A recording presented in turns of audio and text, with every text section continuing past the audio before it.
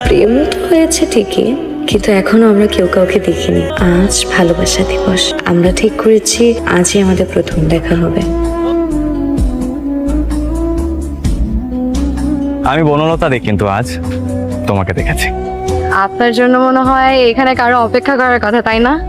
কিন্তু এখনো আসেনি, চলে আসবে, টেনশন নিয়ে। সত্যি বলতে আমি অনেকক্ষণ ধরে একজনের জন্য এখানে অপেক্ষা করছি। সেও চলে আসবে, টেনশন নেবেন না। তাই না? সেটাই যেন হয়। তাহলে আপনি এখানে ওয়েট করেন, আমি না হয় সামনের দিকটা অপেক্ষা করি।